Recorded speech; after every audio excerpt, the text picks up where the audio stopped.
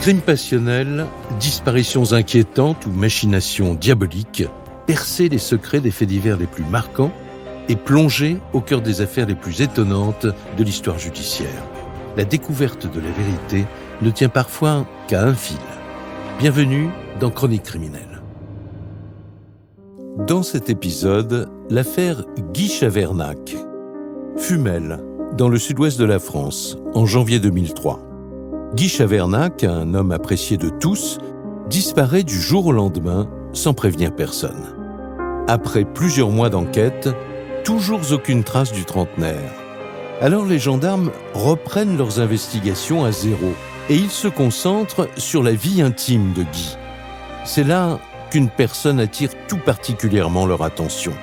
Simone, la maîtresse du disparu. Une infirmière à la personnalité explosive que certains décrivent comme excessivement jalouse, au point de commettre l'irréparable? La réponse dans ce nouveau podcast de Chroniques criminelles. Janvier 2003, à Monthéral, dans le sud de la France. C'est la nuit. Tout le village semble endormi. Sauf dans l'une des maisons un peu à l'écart. À l'intérieur, une scène macabre est en train de se dérouler. Deux individus enveloppent un cadavre.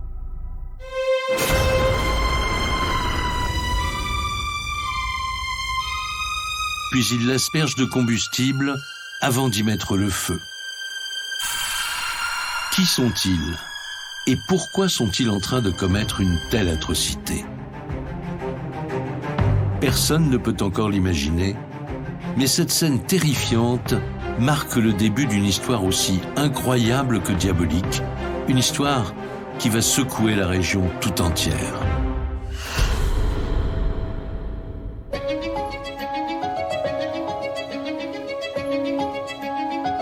Tout commence quelques mois plus tôt à Fumel, dans le Lot-et-Garonne. Située à mi-chemin entre Toulouse et Bordeaux, cette bourgade compte à peine 5000 habitants. Fumel, c'est une petite ville, un gros village du sud-ouest qui se situe à quelques kilomètres d'Agen. Priscille Lacombe, journaliste. Alors on est dans la campagne, au soleil du sud-ouest. Fumel est une ville qui est au bord du Lot, très agréable. Stéphane Bersauter, journaliste à la Dépêche du Midi. Il y a d'ailleurs des activités touristiques autour du Lot, de la navigation sur ce fleuve. C'est une petite ville. On est vraiment dans l'esprit village en fait. Et d'ailleurs à Fumel et dans toutes les villes aux alentours, tout le monde se connaît. C'est ici que la famille Chavernac réside depuis toujours. Guy est le plus jeune des deux frères Chavernac. Entre lui et Ed, de 3 ans son aîné, une affection qui remonte à l'enfance. Mon frère et moi, on est très, très proches depuis toujours, depuis tout petit. Ed Chavernac, frère de Guy. En fait, là où il y a un, il y a l'autre, quoi. On cuisinait ensemble, on allait faire du vélo ensemble, on jouait ensemble. Guy Chavernac, il vit une vie très heureuse avec ses parents et son frère Ed, jusqu'au divorce de ses parents, qui va très mal supporter, qui va être très compliqué pour lui et pour son frère d'ailleurs. Ça a renforcé nos liens, à mon frère et moi, ça c'est sûr. Ouais. On a appris à être autonome et à être adulte. On est devenu adulte assez rapidement, quoi. En 1991, pourtant, leurs chemins se séparent. Ed décide de partir vivre à l'étranger, aux Pays-Bas. Mais pour Guy, son frère cadet, il n'est pas question de quitter leur sud-ouest natal. Guy est quand même un beau gosse. Il est grand, il a de l'allure, il a un beau sourire, il est gentil. Il aime faire la fête, il joue au rugby donc, il est plutôt bel homme. Bastien Souperbi, journaliste à Sud-Ouest. Et donc évidemment, il a un certain charisme. Ses charmes ne laissent pas insensible la gente féminine. Un charme naturel qui vaut à Guy Chavernac d'avoir connu plusieurs relations féminines. Il vit désormais en célibataire. mais il a 2 enfants issus de 2 précédentes unions. Guy, il a 23 ans quand il devient papa pour la première fois et c'est un épanouissement total, un bonheur total. Il a un premier enfant à l'âge de 23 ans, Aurore, et à 25 ans, le petit frère Jérémy. Alors avec 2 femmes différentes, mais c'est aussi un très bon papa. Mon frère, il est plein d'amour, quoi. Quand il a pris le petit dans les bras, je sais pas, oui, il a fondu, quoi. C'est tout. C'est son fils. Et puis il adore sa fille. C'est un gentil papa. Guy est maintenant âgé de 35 ans. Il habite seul dans cette maison du centre de Fumel. Et il exerce le même métier depuis des années. Professionnellement, Guy Chavernac, qui travaille au sein d'un magasin qui fait du bricolage, de la jardinerie, de l'animalerie. Donc en fait, il a pris des cours pour s'intéresser à l'engrais. Il a conduit dans les camions. S'il fallait aller chercher le maïs, il allait chercher le maïs. Il se donne à fond dans son travail. Il fait comme si c'est son entreprise et il travaille pour son patron. Guy, à 35 ans, c'est la force de la vie, quoi. Une famille qu'il adore, un emploi stable, de nombreux amis, un succès incontestable auprès des femmes. Ainsi va l'existence heureuse de Guy Chavernac, jusqu'au début de l'année 2003.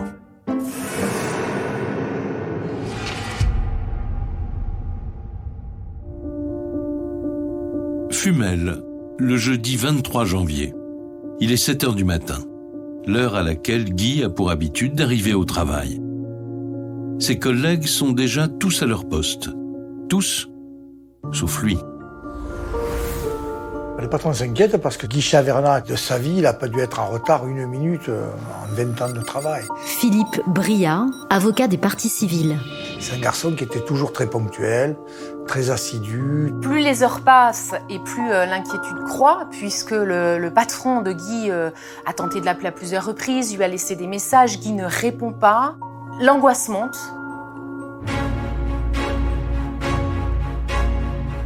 Pourquoi Guy ne décroche-t-il pas? Aurait-il été victime d'un accident de la route? Son employeur est inquiet. Il contacte la gendarmerie.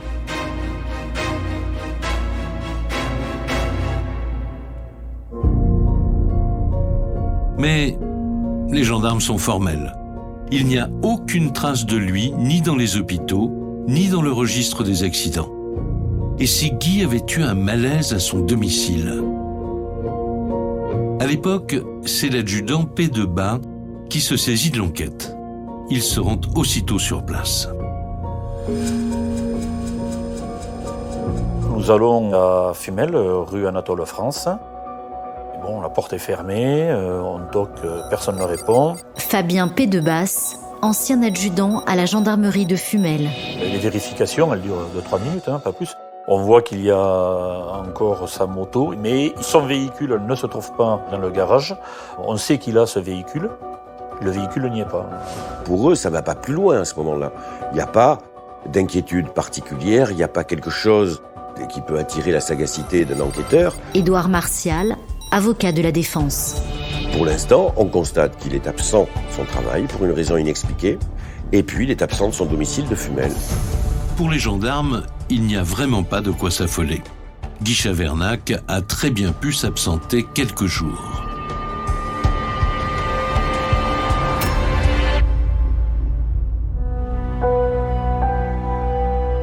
Du côté de sa famille, en revanche, plus les heures passent et plus l'incompréhension s'installe.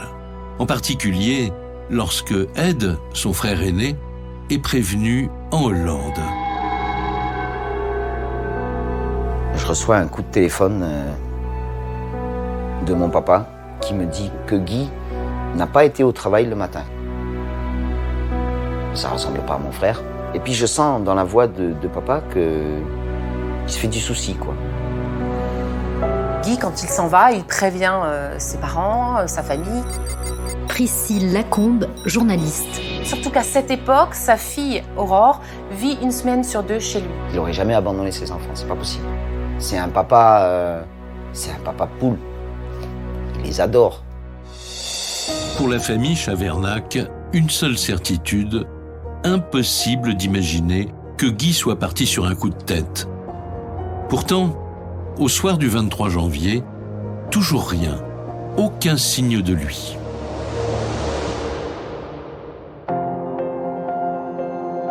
Pour la famille, cette soirée-là, cette nuit-là, c'est l'angoisse absolue. Virginie Selvetti, journaliste.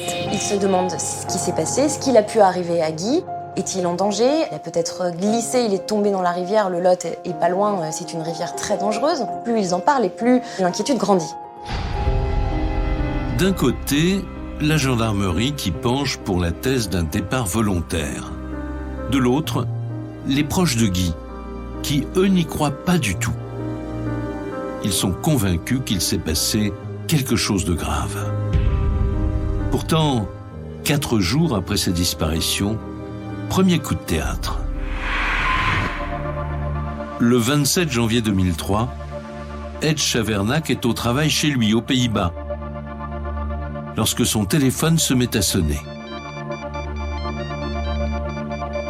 C'est le numéro de son frère qui s'affiche. Et je regarde et je vois, c'est Guy qui m'appelle.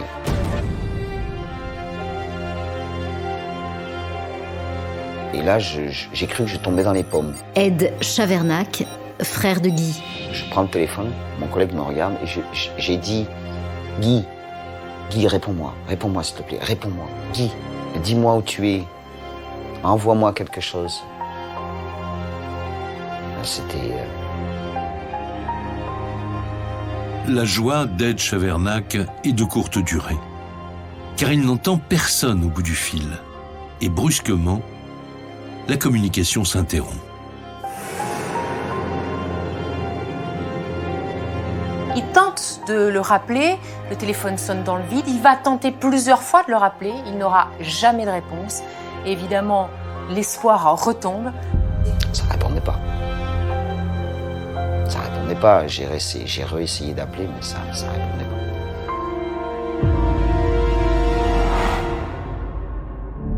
pas. En France, la famille Chavernac ne sait plus quoi penser. Que signifie ce bref appel passé à son frère depuis son téléphone portable? Pourquoi n'a-t-il pas prononcé la moindre parole? Guy serait-il en danger? Ed Chavernac nous informe avoir reçu un appel de son frère. Pour quelle raison il ne se manifeste pas et qu'il ne laisse pas un message vocal à son frère ou à des membres de sa famille, ça reste une inconnue, mais cela signifie qu'il est encore en vie. Les gendarmes expliquent à la famille qu'il n'y a a priori pas lieu de s'inquiéter et qu'il a pu vouloir partir de son plein gré. Après tout, il y a bon nombre de gens qui font ça chaque année. Dans les rangs de la gendarmerie, c'est toujours le même discours. Mais sous la pression des Chavernac, une enquête pour disparition de personnes majeures est cependant ouverte. Et là, les gendarmes découvrent que la situation financière de Guy est catastrophique.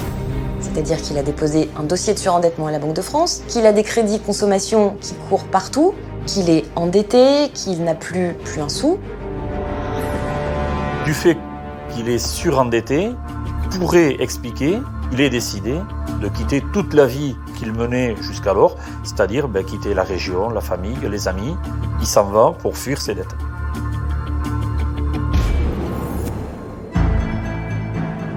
Un homme ruiné qui aurait tout abandonné pour échapper à ses créanciers. Cette découverte ne fait qu'accréditer la théorie des enquêteurs, celle du départ volontaire. La famille, elle ne croit pas du tout à cette hypothèse du départ volontaire. Elle est même un peu furieuse que les gendarmes partent sur cette piste-là. Vouloir recommencer une vie ailleurs. Avec qui? Avec quoi? C'est grave pour nous, oui, parce qu'on perd du temps. Et plus on perd de temps, moins on aura de chances de retrouver mon frère. Ed Chavernac est convaincu qu'il est arrivé quelque chose à son frère. Il décide de rejoindre au plus vite le sud-ouest de la France. À son arrivée, les proches de Guy sont déjà tous mobilisés. Ça va se manifester par des battues que la famille et les amis vont effectuer dans Fumel à la recherche de Guy. Ils vont refaire les parcours habituels de Guy. Je me rappelle à un moment donné, je vois dans un champ, il y avait une forme et je me mets à courir comme un fou. Et dans ma tête, je me disais, oh, c'est lui, quoi. Mais tu deviens fou. Pas question pour la famille de relâcher la pression sur les autorités. D'ailleurs, les gendarmes commencent eux aussi à trouver cette disparition de plus en plus étrange. Pourquoi Guy s'est-il volatilisé si brutalement? Ils commencent à auditionner l'entourage du disparu.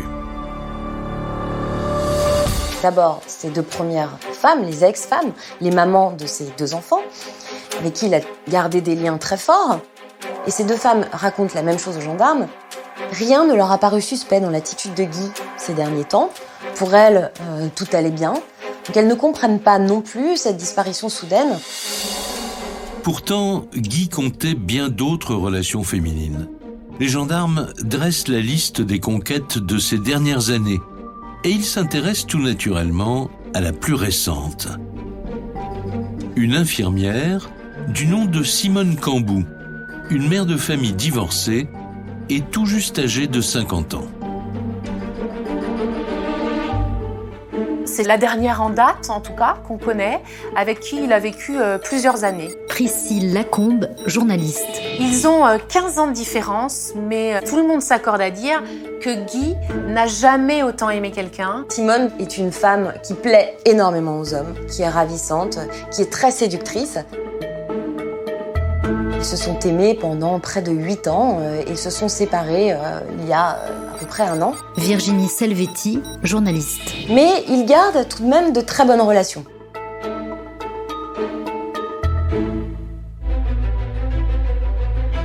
Entre Guy et Simone Cambou, une histoire d'amour passionnée qui a pris fin quelques mois plus tôt.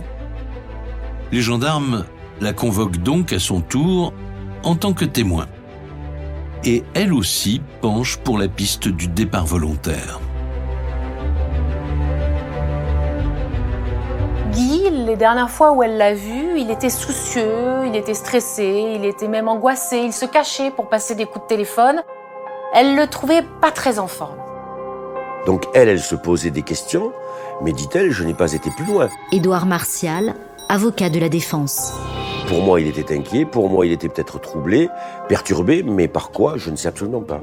Ce témoignage de Simone conforte les gendarmes dans l'hypothèse que l'argent est au cœur de cette disparition. Et si, comme le suggère son ex-compagne, Guy avait bien tout quitté pour des raisons financières? Dans ce cas, se disent les enquêteurs, ses comptes bancaires devraient en avoir gardé la trace.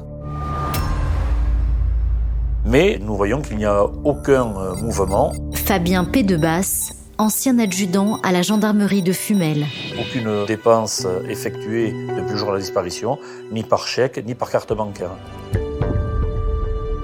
Ça laisse penser qu'il s'est certainement passé quelque chose de grave. Vraisemblablement, l'hypothèse d'une fuite ne tient plus. À ce moment-là, les gendarmes pensent à une disparition inquiétante, un suicide, un meurtre, un enlèvement. Pour les gendarmes, c'est une évidence. Si Guy avait voulu disparaître, il aurait vidé ses comptes. Or, ça n'est pas le cas. Alors que dissimule sa disparition? Le 31 janvier 2003, après une semaine d'incertitude, l'affaire connaît enfin un coup d'accélérateur. Un témoin signale la présence d'un véhicule Stéphane Bersauter, journaliste à la Dépêche du Midi. dans une carrière à Tézac, à quelques kilomètres de Fumel. Une carrière relativement isolée, c'est une petite route où il y a peu de passages. Et lui, ce véhicule, il n'a rien à faire là, donc il prévient la gendarmerie. Une patrouille arrive aussitôt sur place à 20 km de Fumel. Et très rapidement, le modèle et l'immatriculation de cette voiture ne laissent aucune place au doute. Les collègues vérifient l'appartenance du véhicule. Il s'agit bien de celui de Guy Chavernac. Que fait la voiture de Guy dans cet endroit ? Jamais Guy ne s'est rendu dans ce village, jamais il n'a garé sa voiture dans cette carrière abandonnée. Cela ne présage rien de bon. D'autant qu'à l'intérieur, les gendarmes font une autre découverte. Le portefeuille et les cartes bancaires du disparu. Où est passé Guy Chavernac ? Pourquoi ces papiers sont-ils restés dans la voiture ? Nous travaillons la méthode de l'escargot. On travaille autour du véhicule et on agrandit le cercle. Chacun a une parcelle de terrain à vérifier. Des hélicoptères tournent dans le ciel de Fumel, petit village du Lot-et-Garonne. C'est quand même assez inhabituel. La gendarmerie va donc déployer les grands moyens. Malgré l'ampleur des recherches, toujours aucune trace du disparu. Ed, son frère, se rend à Tézac, dans la forêt, pour y récupérer la voiture de Guy. Il est aussitôt pris d'un curieux pressentiment. Quand on arrive sur les lieux, je sais pas comment dire, et à la limite, quand je dis à la limite de tomber dans les pommes, c'est vraiment à la limite de tomber dans les pommes. Ed Chavernac, frère de Guy. Et puis quand la porte s'est ouverte, ça sentait la mort. Je peux pas dire pourquoi ça sentait la mort. C'était... Ce jour-là, Ed est accompagné de Franck, l'un de ses cousins. En faisant le tour de la voiture, un détail leur saute immédiatement aux yeux. La position du siège conducteur. Et là, c'est la première chose que Franck a dit, t'as vu le siège ? Je le regarde et je dis, mais regardez, le siège, il est avancé, c'est pas possible. Guy, il est grand, c'est tout petit là. C'est-à-dire que le siège conducteur est avancé au maximum, et cela paraît complètement incompatible avec le gabarit de Guy, qui était assez costaud, qui mesurait 1,90 m et qui devait se reculer pour prendre le volant.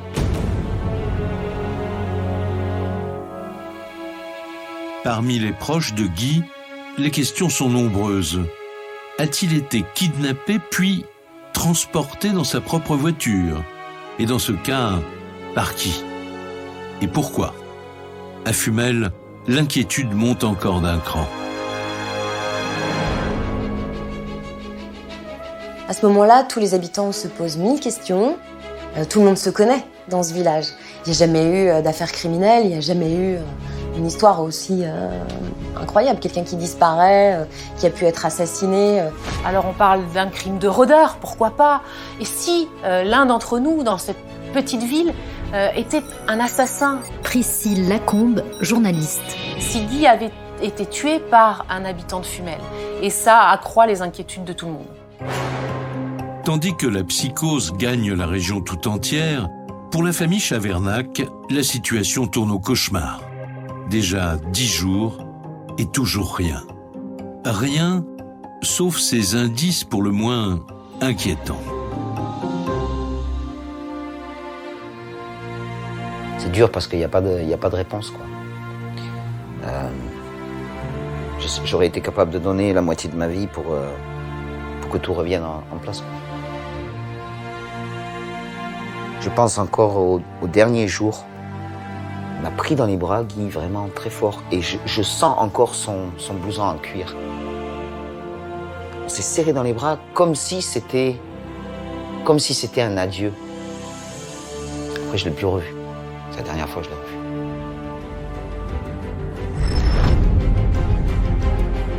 Les gendarmes, eux, continuent de fouiller dans la vie sentimentale du disparu. Plusieurs de ses anciennes petites amies sont auditionnées. Et l'une d'elles fait une révélation qui pourrait tout changer.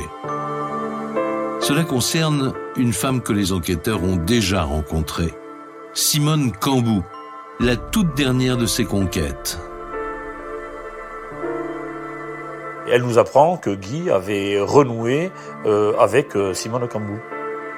Donc peu de temps avant sa disparition. Dans l'esprit des gendarmes, ça fait l'effet d'une bombe. Pourquoi Simone leur a-t-elle menti? Elle a été auditionnée 10 jours avant, ça fait 10 jours qu'on recherche Guy. Virginie Selvetti, journaliste. Simone a affirmé aux gendarmes que leur relation était bel et bien terminée. Pourquoi a-t-elle menti aux gendarmes? Pour quelle raison Simone Cambou a-t-elle prétendu que tout était fini avec Guy? Les enquêteurs sont perplexes. Aurait-elle quelque chose à leur cacher? Et surtout, pourrait-elle être impliquée dans la disparition de Guy? Ed, son frère, leur relate alors un épisode qui vient conforter cette hypothèse. Il se souvient d'un événement troublant qui s'est déroulé 1 an et demi auparavant. Un dimanche, j'appelle mon frère, je ne sais pas pourquoi j'appelle mon frère. On aurait dit qu'il était... il n'était pas lui-même. Il me parlait comme ça. C'était vraiment... Je lui dis, mais qu'est-ce que t'as? Il a du mal à me le dire, mais il me dit, elle m'a mis quelque chose dans le verre. Là, c'est pour moi la panique. Les révélations de Ed aux gendarmes sont quand même particulièrement inquiétantes. Simone avait-elle à l'époque vraiment tenté d'empoisonner son amant? Et si oui, pour quelle raison?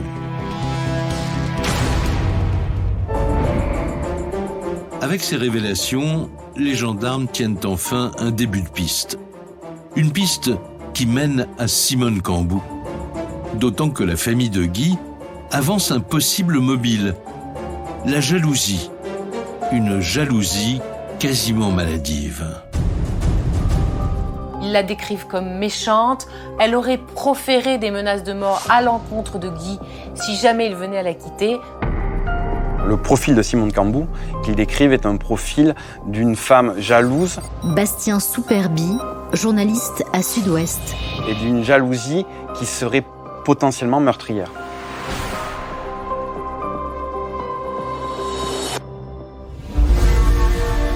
Une femme impulsive aux accès de colère imprévisibles. En plus de ces mensonges, le portrait qui se dessine de Simone Cambou interpelle les enquêteurs.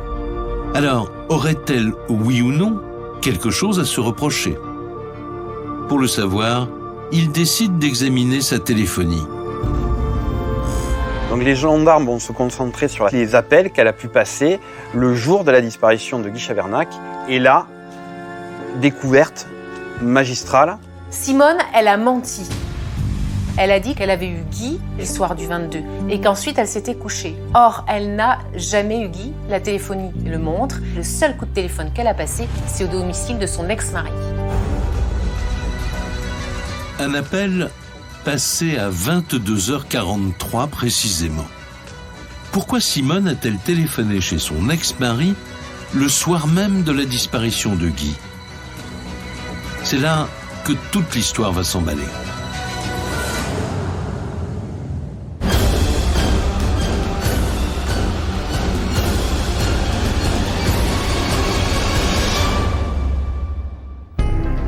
L'ancien mari de Simone, convoqué par la gendarmerie, fait des révélations déterminantes. Il explique que ce soir-là, ce n'est pas à lui, mais plutôt à leur fils Didier qu'elle voulait parler. Didier a 20 ans, il est le fils de Simone, le deuxième enfant d'une fratrie de 3. C'est un garçon fragile. Qui a très mal vécu le divorce de ses parents. Édouard Martial, avocat de la défense. Il avait ressenti ce divorce comme une profonde injustice qui lui était faite et qui avait été faite aux 2 autres enfants. Un jeune homme qui est un peu en recherche de lui-même, donc il peut s'adonner à quelques addictions, et c'est quelqu'un qui visiblement cherche sa voie. Didier a un fils décrit comme très fragile psychologiquement et surtout semblant totalement sous l'emprise de sa mère. Didier, c'est le fils, on va dire, à sa mère, puisqu'il voue une sorte d'admiration envers sa mère, une admiration qu'on pourrait juger sans borne. ça paye tout le temps. C'est un peu des je t'aime moi non plus. Je te récupère, je te demande ça. Ils n'ont pas une relation fusionnelle, ils ont une relation qui va au-delà du fusionnel. Selon l'ex-mari de Simone, Didier ne refuse jamais rien à sa mère. Et les confessions du père de famille ne s'arrêtent pas là.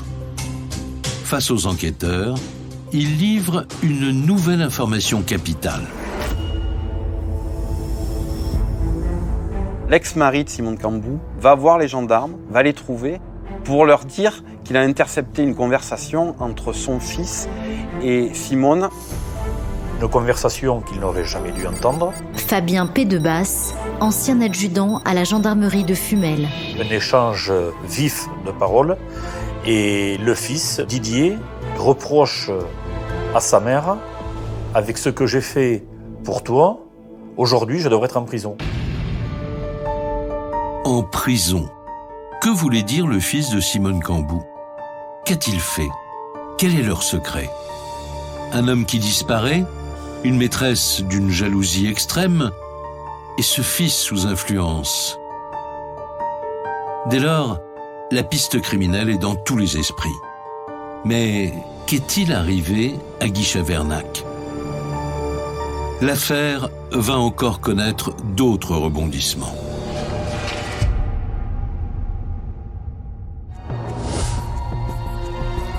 Septembre 2003. 8 mois après la disparition de Guy, l'enquête s'accélère. Suite aux révélations de l'ex-mari de Simone Cambou, la priorité des gendarmes, c'est de passer au peigne fin le domicile de celle qui est maintenant au centre des soupçons. Ils vont fouiller, retourner toute la maison. Priscille Lacombe, journaliste. Essayer de trouver des indices, quelque chose qui pourrait les mettre sur une piste. Nous recherchons tout élément matériel en liaison avec le possible homicide de Guy Chavernac. Une arme, des traces de poudre s'il pouvait y avoir eu un coup de fusil, des traces de sang. Dans un premier temps, les enquêteurs ne localisent aucune trace suspecte. Mais en toute fin de perquisition, ils tombent sur un indice qui pourrait bien se révéler capital. Ils retrouvent un coussin avec des taches brunâtres dessus. Stéphane Bersauter, journaliste à la Dépêche du Midi. Bien évidemment, ils vont faire expertiser. Et les résultats d'analyse tombent. Les taches brunâtres retrouvées sur le coussin sont bien du sang et du sang de Guy. Les gendarmes se demandent qu'a-t-il bien pu se passer dans ce salon. Virginie Selvetti, journaliste. Sur ce canapé, une scène de violence. Qu'est-il arrivé à Guy Chavernac dans cette maison? Simone et son fils ont-ils quelque chose à voir avec sa disparition?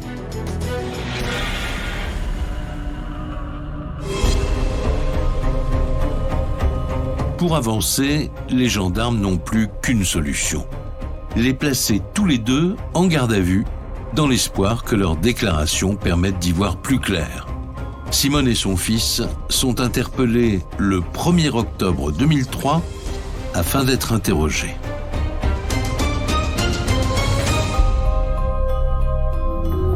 Ce n'est qu'un faisceau de présomptions. Des preuves matérielles, nous n'en avons aucune.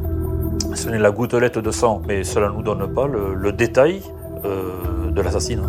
Donc ils décident d'isoler Simone d'un côté, Didier de l'autre, c'est-à-dire les cuisiner chacun de leur côté, de mettre la pression sur l'un et sur l'autre dans le but ultime de les faire craquer. Une stratégie qui, dans un premier temps, se heurte à l'attitude de Simone. Elle ne se démonte pas le moins du monde. Même quand les enquêteurs lui révèlent le seul indice dont il dispose, la tache de sang. Elle dit mais non, mais c'est pas possible. Elle dit non, c'est pas du sang de Guy, c'est impossible. Si vous avez découvert une trace de sang sur un coussin, c'est du sang qui provient de mon chat. Elle a réponse à tout, elle leur tient tête, elle leur répète ce qu'elle a dit dès le départ, qu'elle n'y est pour rien dans cette histoire. Et Simone fait preuve même d'une extrême froideur et d'un détachement face à la disparition de Guy. Impossible de tirer quoi que ce soit de la suspecte. Alors, l'adjudant P2Bas joue le tout pour le tout. Il s'enferme avec Didier, le fils de Simone. Et là, le gendarme abat sa carte maîtresse. Le fameux coup de fil qu'il a reçu de sa mère le 22 janvier 2003. Il espère ainsi le pousser dans ses derniers retranchements.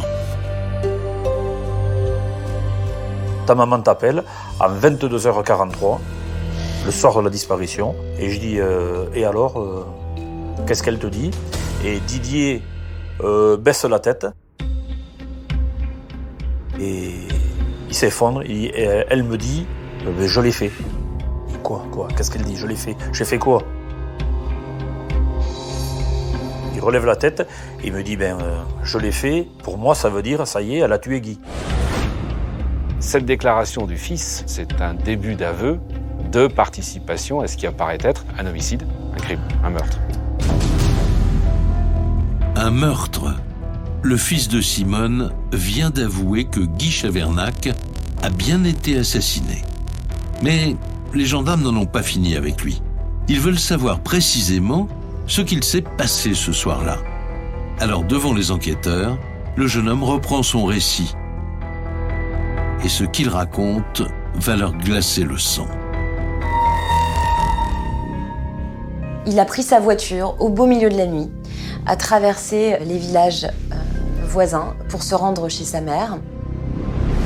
Didier précise qu'une fois sur place, il rentre directement dans le salon. Face à lui, une scène effroyable. D'abord, il voit que Guy Chavernac est mort. Philippe Briat, avocat des parties civiles. Il a reçu un coup de fusil dans le thorax.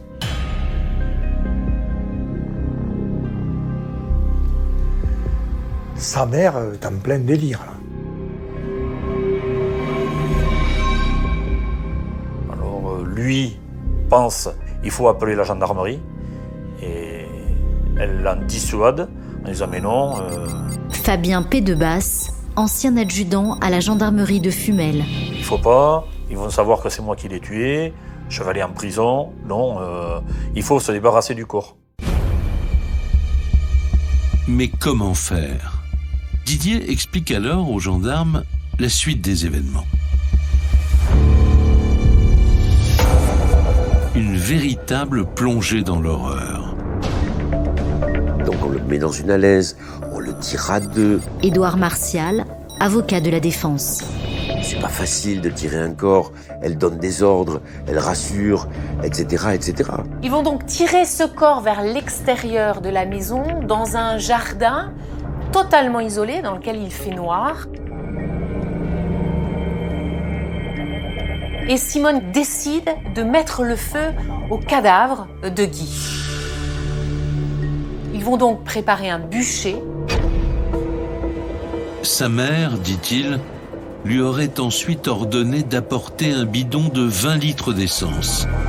Elle aurait alors décidé de brûler le corps de son amant avec l'aide de son fils.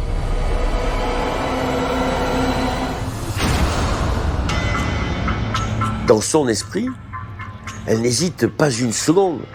Elle demande à son fils de craquer l'allumette pour mettre le feu au corps qui est à leurs pieds.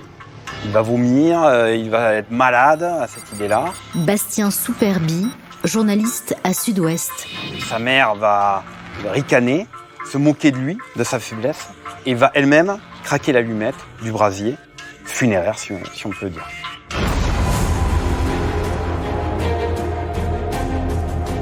La terrible confession de Didier ne s'arrête pas là.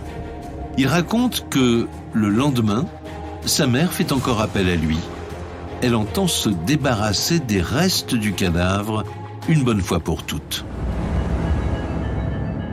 Là, Didier arrive avec la brouette. Virginie Selvetti, journaliste. Ils chargent tous les deux le corps, qui se démembre au moment où ils le prennent. Alors on va chercher quoi? On va chercher les sacs poubelles. Il va finir dans des sacs poubelles. à l'initiative de la maman. Il y a les membres inférieurs qui vont dans un sac, et puis il y a le tronc qui va dans un autre sac.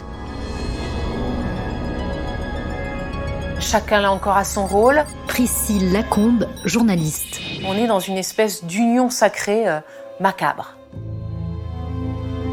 Le soir venu, Didier et sa mère auraient rejoint discrètement les rives du Lot. C'est là qu'ils auraient jeté ces sacs poubelles contenant le corps calciné de la victime. Et sans aucune question, ou pratiquement aucune, il vient l'aider. Il n'a pas d'autre préoccupation que de venir au secours de maman. Il dira « Ma mère, c'est ma reine. Bastien Souperbi, journaliste à Sud-Ouest. Je ferai tout pour elle. »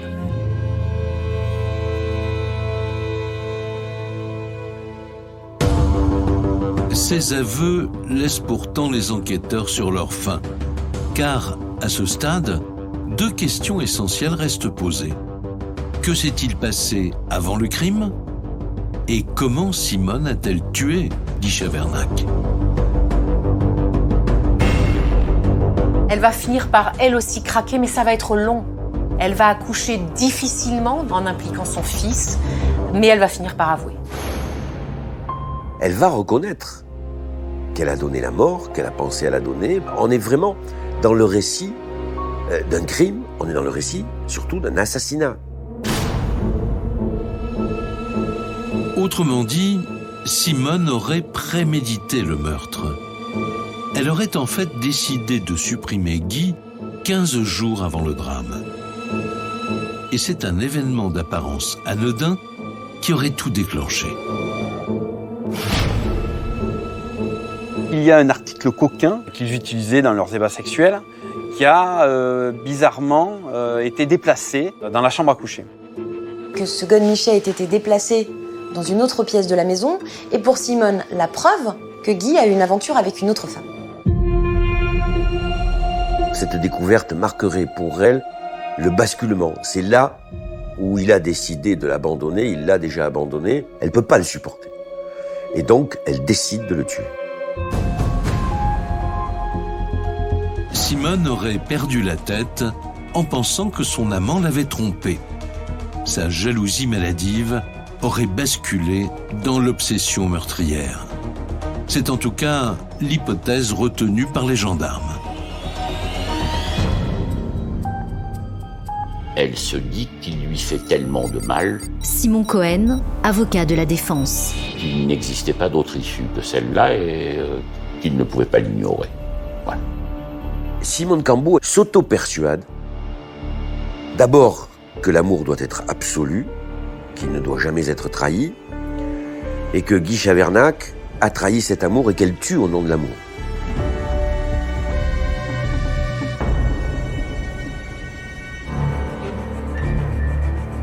Simone, face aux gendarmes, raconte l'enchaînement fatal.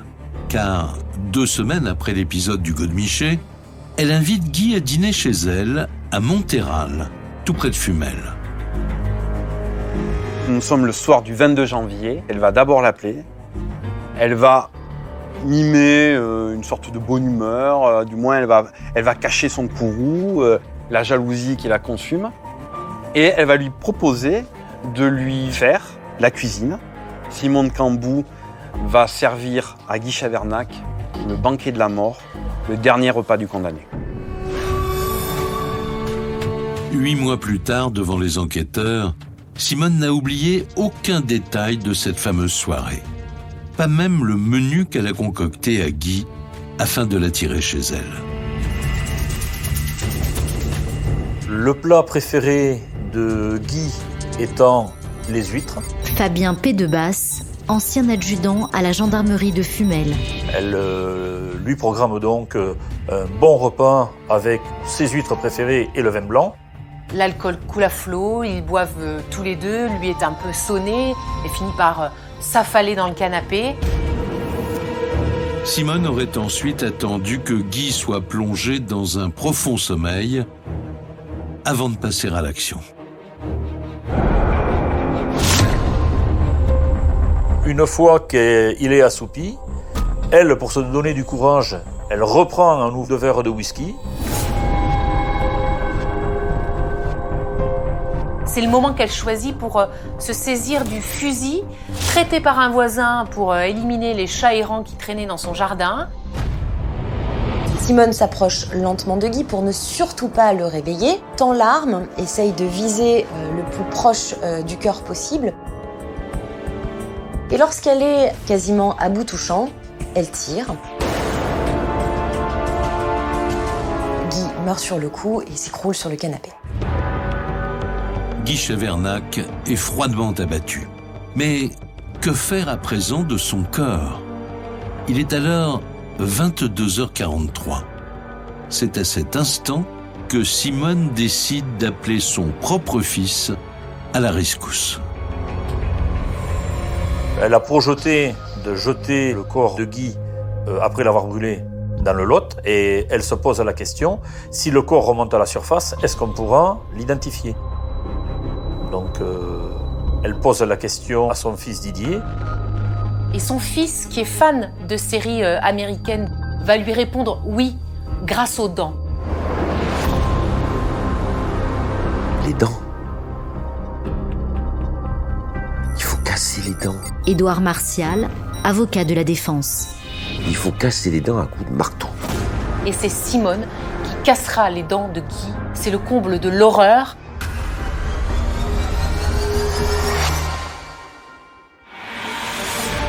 Après ce geste insoutenable, Simone explique avoir nettoyé la maison de fond en comble, puis s'être débarrassée de la voiture de Guy, que l'on retrouvera abandonnée quelques jours plus tard.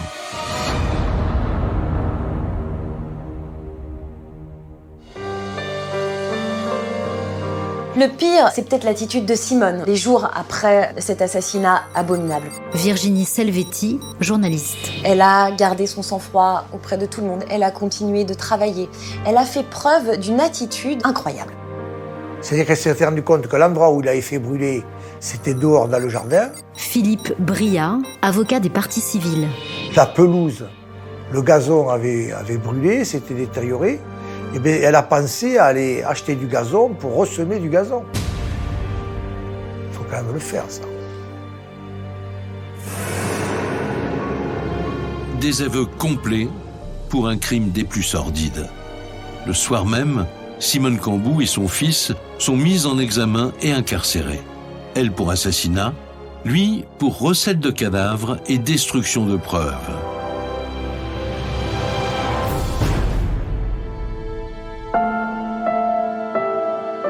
Parmi les proches de Guy Chavernac, c'est évidemment le choc. Après 9 mois d'angoisse et d'incertitude, les circonstances de sa mort leur assènent le coup de grâce.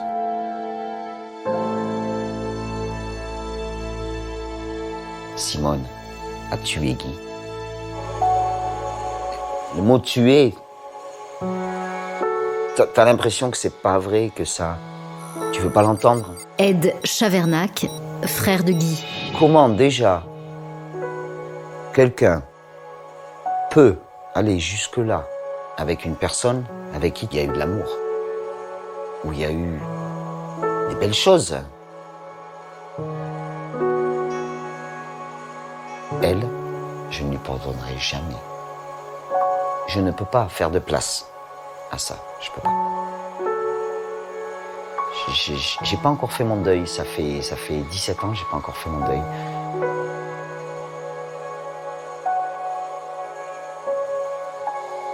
Il me manque, tous les jours.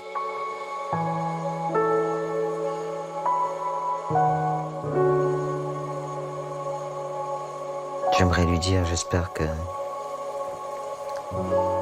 tu n'as plus mal, que tu es apaisé.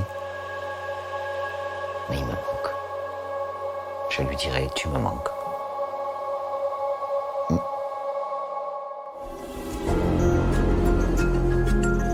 Alors que la famille ne demande qu'à faire son deuil, les enquêteurs de leur côté se heurtent à un obstacle majeur. Sans cadavre, impossible de vérifier la version de Simone. L'autorité judiciaire s'emploie à rechercher le corps pour évidemment des fins d'autopsie. Les hommes grenouilles de la gendarmerie ont fouillé le Lot. On a même tenté de l'assécher à certains endroits. Il y en a certains même qui ont pris des risques, qui sont allés chercher dans des gouffres, dans des endroits qui étaient vraiment à la limite dangereux pour eux, quoi. Et ils l'ont fait. Mais sans résultat. Toujours aucune trace de la victime et cette question qui demeure en suspens. Que s'est-il vraiment passé chez Simone Cambou durant cette terrible soirée d'hiver? Pour tenter de le savoir, le juge d'instruction organise une reconstitution au domicile de Simone en présence de son fils Didier.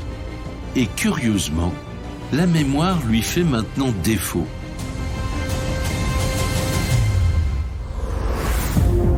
Tandis que son fils arrive sur les lieux, c'est le coup de théâtre.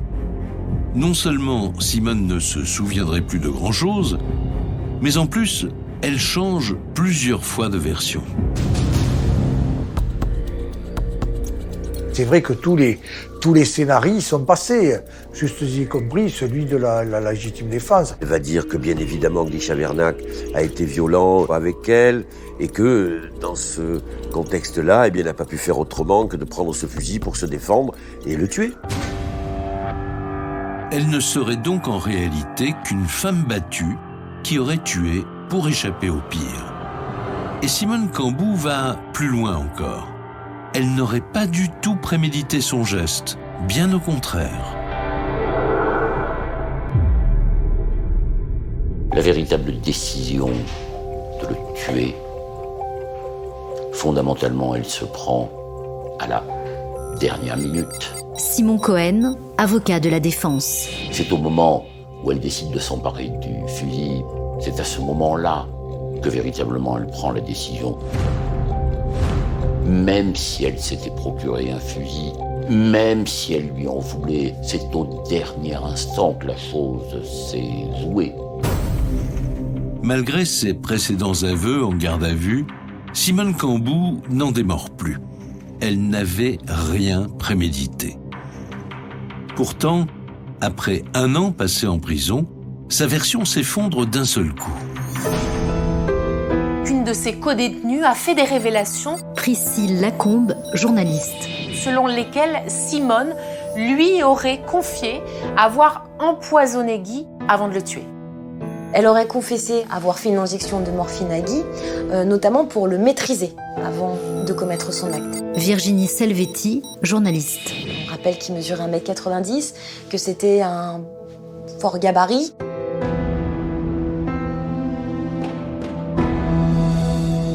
Quelle est la preuve? Oh, ça ne signifie pas que les codétenus ne puissent pas être témoins, mais il faut que leur déclaration soit certaine. Confirmée par un élément matériel ou par un autre témoignage. Les enquêteurs s'empressent de vérifier les déclarations de la codétenue. Et la réponse ne se fait pas attendre. Ils découvrent que grâce à son travail à l'hôpital de Fumel, Simone s'est effectivement procuré ce produit. Les ampoules de morphine, ça s'est acté dans la procédure. Fabien Pédebas, ancien adjudant à la gendarmerie de Fumel. C'est certain qu'elle dérobait des ampoules de morphine au sein de l'hôpital. Et alors là, les gendarmes tombent des nues. La disparition de ces injections de morphine amène une nouvelle hypothèse sur la table, celle de l'empoisonnement. Un crime atroce, prémédité de bout en bout. Une femme devenue meurtrière par jalousie et ce fils totalement sous influence. L'impact dans l'opinion publique est considérable. Cette affaire, évidemment, elle va avoir un retentissement énorme à Fumel, dans le Lot-et-Garonne, mais même au-delà, en France, tellement elle est horrible. Parce que c'est une infirmière qui est censée être au service des autres, une mère de famille aimante. Donc comment cette femme a-t-elle pu en arriver là ?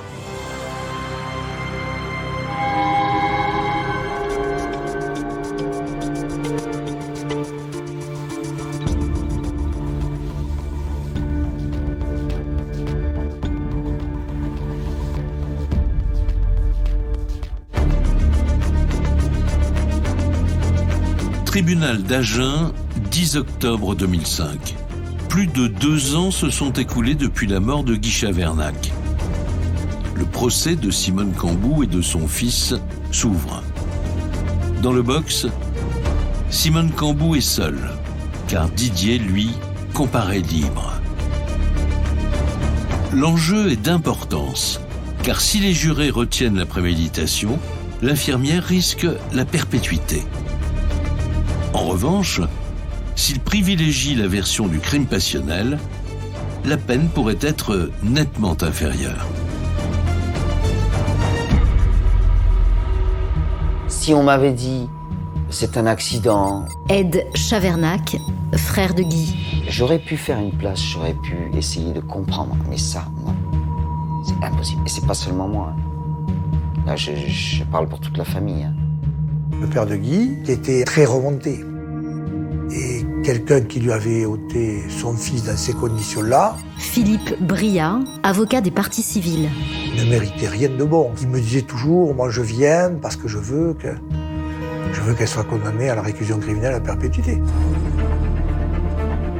Face à la cour, l'accusée campe encore et toujours sur ses positions. Oui, elle a bien tué son amant, mais rien de tout cela n'était prémédité. Elle n'exprime pas grand-chose. Bastien Souperbi, journaliste à Sud-Ouest. Elle arbore un masque de cire et elle paraît insondable. On a l'impression qu'avec elle, on saura vraiment, pas forcément toute la vérité, on saura sa vérité et encore. Impossible pour les jurés de percer le mystère Simone Cambou. Alors, toute l'attention se porte sur l'autre accusé, Didier, son fils, qui l'a aidé à se débarrasser du cadavre. Les experts sont arrivés bien évidemment à la conclusion qu'il était naturellement sous l'emprise psychologique de sa mère. Édouard Martial, avocat de la défense. Qu'elle exerçait une véritable emprise psychologique. J'essaie d'utiliser bien évidemment la notion d'emprise que les experts ont mis en relief et qui leur ont permis de conclure que s'il n'y avait pas eu cette emprise, il n'y aurait pas été. Il n'aurait pas répondu à l'appel de maman. Après 4 jours d'audience, le couperet tombe. Didier est condamné à 3 ans de prison pour recel de cadavre. Mais la sentence la plus attendue concerne bien sûr Simone Cambou. On attend, les jurés se sont retirés. Ils mettent du temps. Le président vient et dit perpétuité. Et là, quand tu entends perpétuité, tu te dis yes. En appel, l'année suivante, Simone est condamnée pour meurtre. Sa peine est réduite à 30 ans de réclusion criminelle. Aujourd'hui, à Fumel, bien des années ont passé depuis la mort de Guy Chavernac. Sa famille reste meurtrie à tout jamais. Simone Cambou, elle, peut désormais prétendre à une libération conditionnelle. Est-ce que notre système judiciaire peut accepter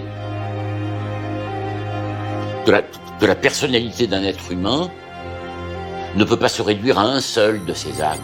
Simon Cohen, avocat de la défense. Il y a dans l'incarcération une part de punition, mais il doit y avoir surtout une part de réadaptation. Il n'est plus là, mon frère. On n'a rien. On ne peut pas faire notre deuil. Elle mérite ça. Ah, ça va être une nouvelle épreuve, un nouveau combat. On se battra en famille, ensemble, unis, ça c'est sûr. Mais je veux une justice. C'est tout.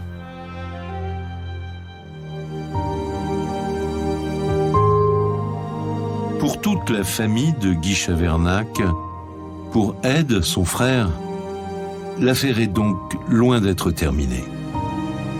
Mais son souvenir demeure pour toujours dans le cœur des siens.